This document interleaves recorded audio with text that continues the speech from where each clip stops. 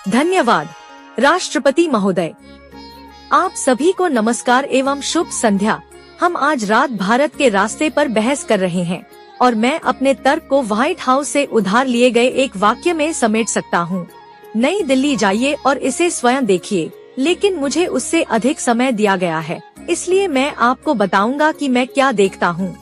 इस सप्ताह की शुरुआत में मैं दिल्ली हवाई अड्डे जा रहा था। वहाँ बहुत आवागमन है। एक जगह गाड़ी रुक गई। सड़क के किनारे मुझे दो विक्रेता दिखे। एक फल बेच रहा था, दूसरा नारियल पानी बेच रहा था। जिस चीज ने मेरा ध्यान खींचा वह यह नहीं था कि वे क्या बेच रहे थे, बल्कि इस बात पर थी कि वे इसे कैसे बेच रहे थे। दोनों में एक QR कोड प्रमुखता से प्रदर्शित था और हर एक ग्राहक उनके पास आया, इस QR कोड को स्कैन किया और उनमें से हर एक ने अपनी खरीदारी के लिए भुगतान किया। मेरे लिए ये आज के भारत की तस्वीर है। यह 3 विकासों को दर्शाता है, कई विकासों में से 3 जिन्हें मैं आज रात सूचीबद्ध करूंगा। नंबर 1 वित्तीय समावेशन है। दोनों विक्रेताओं का एक बैंक खाता उनके मोबाइल फोन से जुड़ा हुआ था। नंबर 2 है इंटरनेट या मोबाइल पहुंच, जिसे हम डिजिटल इंडिया कहते हैं। 9 साल पहले यह 15% थी, आज यह 48% है। और तीसरा नंबर है एयरपोर्ट ट्रैफिक। भले ही हम अंतिम छोर पर हों, फिर भी इसमें सूजन बनी रहती है। हम वही देखते हैं जो यह दिखाता है। 9 साल पहले 67 मिलियन से बढ़कर अब लगभग 2 गुना हो गया है। मेरे लिए ये चीजें उस रास्ते का संकेत देती हैं जिस पर भारत चल रहा है। पिछले वक्ताओं ने प्रस्ताव को अच्छी तरह से परिभाषित किया है, लेकिन अगर शाम के पेय शुरू हो गए हैं तो मुझे दोहराने दीजिए। यह सदन मानता है कि मोदी का भारत सही रास्ते पर है। और आप यह कैसे निर्धारित करेंगे कि रास्ता सही है या गलत? आप संख्याओं, डेटा, सर्वेक्षणों, रिपोर्टों को देखें। जब मैं अपने तर्क प्रस्तुत करूंगा तो इन सभी का उल्लेख करूंगा, लेकिन मैं उस चीज पर भी ध्यान देना चाहता हूं जो अधिक व्यक्तिगत, अधिक महत्वपूर्ण है, मुझे लगता है, फिर भी अप्राप्य है। मैं आज के भारत में रहने के अनुभव के बारे में बात कर रहा हूं। मैं कई भारत में रहा हूं। सावधान भारत जहां रोमांचक नीतियों और पदों को छोड़ दिया गया, आत्मसंशय वाला भारत जहां वैश्विक राय के आधार पर फैसले लिए जाते थे, और आज एक अधिक आत्मविश्वासी भारत जहां दुनिया नेतृत्व और प्रेरणा के लिए आती है। आप उस पर प्रीमियम नहीं लगा सकते। भारतीय घर पर अधिक समृद्ध हैं और इसलिए विदेशों में अधिक आश्वस्त हैं। मैं आपको यह भी बता दूं कि यहाँ लंदन के हवाई अड्डे पर आव्रजन काउंटर पर मैंने क्या देखा। मैंने भारतीयों को गर्व से अपने पासपोर्ट का प्रदर्शन करते देखा। पिछली सदी की कोई घबराहट या आत्मसंदेह नहीं। और अगर मैं जोड़ सकूं, तो आव्रजन अधिकारी लगभग प्रभावित दिखे। वह या तो भारत की प्रशंसक थी या बस इस बात से चिंतित थी कि वह ऋषि सुनक के किसी रिश्तेदार का समर्थन कर रही थी। हम दुनिया के साथ जो साझा करते हैं उस पर हमें गर्व है। बॉलीवुड, मसाला चाय, योगा, क्रिकेट। भारत आज एक सॉफ्ट पावर दिग्गज है। साथ ही भारत कोई डरपोक लोकतंत्र नहीं है जो आतंकवाद या विश्वासघात को सहन करता हो। जब पाकिस्तानी आतंकियों ने कश्मीर के पुलवामा पर हमला किया तो भारत ने बालाकोट पर सर्जिकल स्ट्राइक की। आज का भारत कोई धक्का मुक्की करने वाला देश नहीं है। यह एक विश्व शक्ति है जिसे नकारा गया है। आज आक्रमण और उपनिवेशवाद हमारे इतिहास का हिस्सा है, हमारी पहचान का नहीं। हम वर्षों की पराधीनता से आकार लेते हैं, उनसे परिभाषित नहीं होते। हम अपनी वैश्विक जिम्मेदारियों को लेकर उत्साहित हैं, उनसे सावधान नहीं। आत्मविश्वास में यह बदलाव घरेलू विकास से आया है, जो मुझे आंकड़ों तक लाता है। मैं भारत की कल्याणकारी राज्य प्रणाली और पिछले दशक में इसका प्रदर्शन कैसा रहा है से शुरुआत करूंगा। 110 मिलियन नए गैस कनेक्शन, 470 मिलियन बैंक खाते, 220 मिलियन बीमा लाभार्थी। और निष्पक्ष रूप से कहें तो कल्याण की अवधारणा भारत के लिए नई नहीं है। यह कुछ समय से वहाँ है। जो नया है वह दृष्टिकोण है। यह सिर्फ जेब में अधिक पैसा डालने के बारे में नहीं है, यह लोगों को सशक्त बनाने के बारे में है। और नतीजा एक बार फिर सबूत आंकड़ों में दिखता है। भारत की प्रति व्यक्ति आय 2014 में 86,000 रुपए से बढ़कर अब 172,000 रुपए हो गई है। यह 2 गुना हो गया है। और उसका एक बड़ा कारण मुद्रास्फीति का 9 साल पहले 8% से भी कम होकर आज 6% से भी कम हो जाना है। और देवियों और सज्जनों, यह वैश्विक जीवनयापन संकट के बीच में है। प्रत्यक्ष विदेशी निवेश अपने उच्चतम स्तर पर है, विदेशी व्यापार अपने उच्चतम स्तर पर है, विकास का मंत्र कनेक्टिविटी है। और मुझे यह बात अंग्रेजों को बताने की जरूरत नहीं है। आपने अपनी कॉलोनियों में सबसे पहला काम सड़कों और रेलवे का निर्माण किया। हमारी विकास की कहानी 2 भारतों के बारे में रही है, शहरी भारत, हलचल भरा शहरी भारत और सुस्त ग्रामीण भारत। आज हम दोनों को जोड़ने का प्रयास कर रहे हैं। हम हर दिन 38 किलोमीटर से अधिक राजमार्ग बना रहे हैं, जो 7 साल पहले की तुलना में 50% अधिक है। 2014 के बाद से हवाई अड्डों की संख्या दोगुनी हो गई है, बंदरगाहों की कुल क्षमता दोगुनी हो गई है। यही कनेक्टिविटी भारत को आगे बढ़ा रही है। आपने जीएसटी का जिक्र किया। हमारा संविधान भारत को सभी राज्यों का संघ कहता है, जो हमारी विविधता के लिए एक महान श्रद्धांजलि है। लेकिन इसका मतलब 28 विभिन्न राज्य अर्थव्यवस्थाएं, विभिन्न कर, विभिन्न व्यापार प्रथाएं भी हैं। इस सरकार ने एकल भारतीय बाजार बनाने के लिए इसे एकीकृत करने का प्रयास किया। समय लगा, लेकिन नतीजा आज यह है। टैक्स कलेक्शन अब तक के सबसे ऊंचे स्तर पर है। 2017 के बाद से करदाताओं की संख्या दोगुनी हो गई है। मेरे पास बहुत सारा डेटा है जिस पर मैं आगे बढ़ सकता हूँ, लेकिन आपको पता चलता है। तो अब मैं भारत की वैश्विक स्थिति के बारे में बात करने जा रहा हूँ, क्योंकि आपका रास्ता दुनिया में आपकी भूमिका के बारे में भी है। क्या आप संकट मोचक हैं या आम सहमति बनाने वाले? मुझे लगता है कि इसमें कोई संदेह नहीं है कि भारत कहाँ खड़ा है। भारत क्वाड और एससीओ का सदस्य है। भारत को G7 में आमंत्रित किया गया है, लेकिन वह ब्रिक्स का भी सदस्य है। भारत पश्चिम के साथ कंधे से कंधा मिलाकर चलता है, लेकिन वैश्विक दक्षिण का नेतृत्व भी करता है। कौन सा अन्य देश इन भूमिकाओं को निभाने का दावा कर सकता है? और भारत यह कैसे करता है? क्योंकि हम दुनिया में कोई बड़ी भूमिका निभाने की कोशिश नहीं कर रहे हैं, हम सही भूमिका निभाने की कोशिश कर रहे हैं। रूस यूक्रेन युद्ध में भारत ने किसी का पक्ष नहीं लिया है, और मुझे पता है कि इससे यहाँ बहुत से लोग भ्रमित हैं। लेकिन घर पर सोच बहुत स्पष्ट है।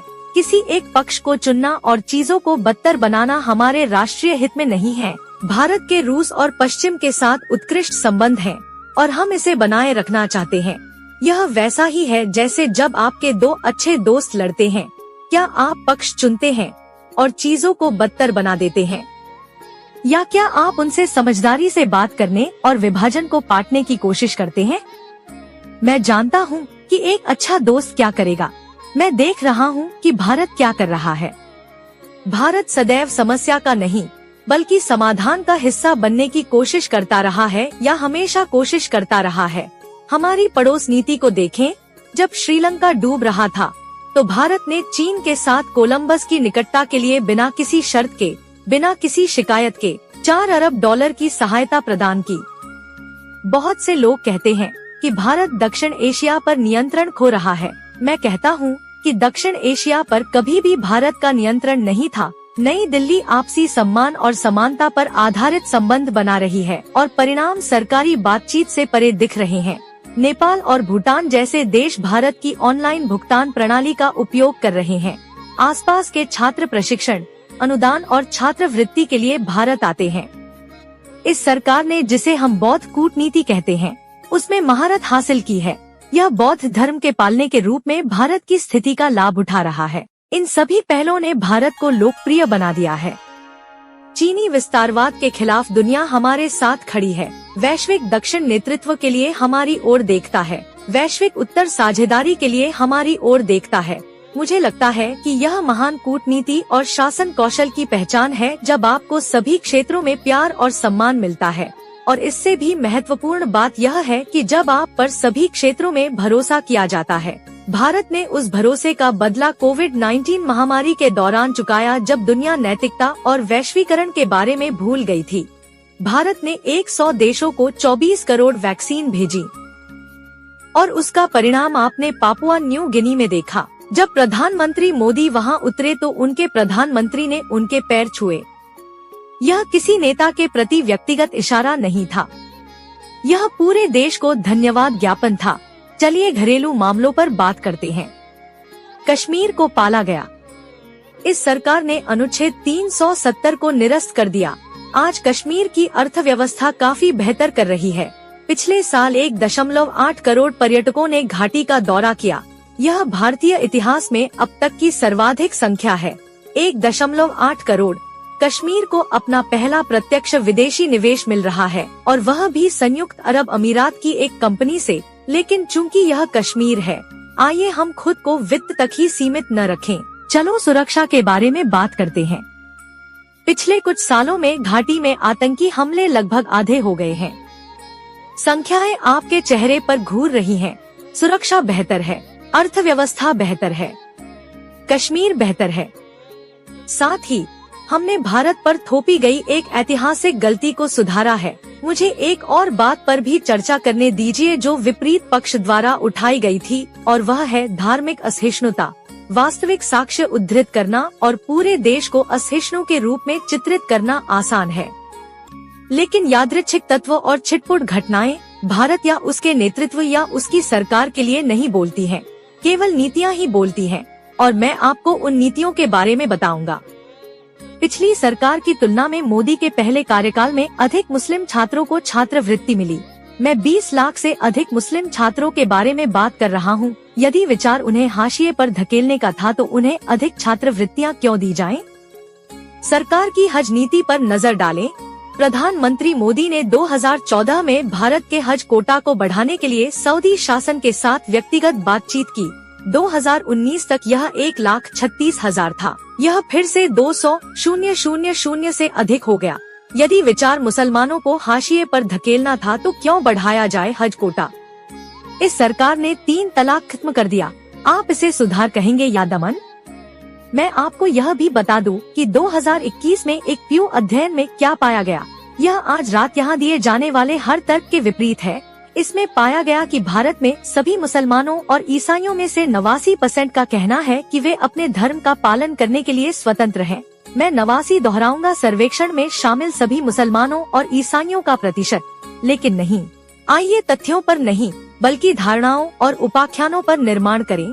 मैं आपको सभी सामाजिक योजनाओं, बैंक खातों, गैस कनेक्शन, बीमा पॉलिसियों के बारे में भी बताना चाहूँगा जो सभी धर्मों के सभी नागरिकों के लिए उपलब्ध हैं। क्या इसका मतलब यह है कि भारत बेहतर नहीं कर सकता है? बिल्कुल नहीं। हाशिए पर जाने की एक भी घटना बहुत अधिक है, लेकिन आप पूरे देश के पथ का आकलन कैसे करेंगे? वास्तव में जब मुझे इस कार्यक्रम के लिए आमंत्रित किया गया तो मेरे मन में यह ख्याल आया कि ऑक्सफोर्ड यूनिवर्सिटी को मोदी के भारत के रास्ते पर बहस करने में दिलचस्पी क्यों होगी? क्योंकि भारत ने पश्चिमी भविष्यवाणियों को खारिज कर दिया है। यह दुनिया का सबसे बड़ा लोकतंत्र है जो अपना रास्ता खुद बना रहा है। भारत ने आज पश्चिमी निर्माणों का अनुपालन करने की कोशिश का बोझ उतार दिया है। किसी भी प्रकार का व्याख्यान या सद्गुण संकेत भारत के आत्मविश्वास को हिला नहीं रहा है, और यही बात आलोचकों को परेशान कर रही है। बिना किसी जवाबदेही वाले ऐसे विशेषज्ञ जो भारतीय विरोधी कहानी गढ़ने के लिए अपने राजनीतिक झुकाव के आधार पर घोषणाएं करते हैं। सकल घरेलू उत्पाद की वृद्धि दर 5% तक नहीं पहुंचेगी। राफेल सौदे में भ्रष्टाचार था, सरकार जासूसी कर रही थी और विपक्षी दल पेगासस का उपयोग कर रहे थे। ये सभी रसदार सुर्खियां बनाते हैं और ऐसा दिखाते हैं कि भारत में सब कुछ गलत है। लेकिन जब सुप्रीम कोर्ट की जांच में कुछ नहीं मिलता है गलत काम, जब भारत की विकास दर 7% से अधिक हो गई तो इन विशेषज्ञों से कौन सवाल कर रहा है? जब 85% हिंदू बहुसंख्यक कर्नाटक भाजपा को वोट देता है तो वह पश्चिम है और भारत की धर्मनिरपेक्ष साख की सराहना करता है। आप देखते हैं कि किसी देश के रास्ते का आकलन करने के लिए आपको निष्कर्ष में तथ्यों से एजेंडा संचालित कथा को अलग करने में सक्षम होना चाहिए।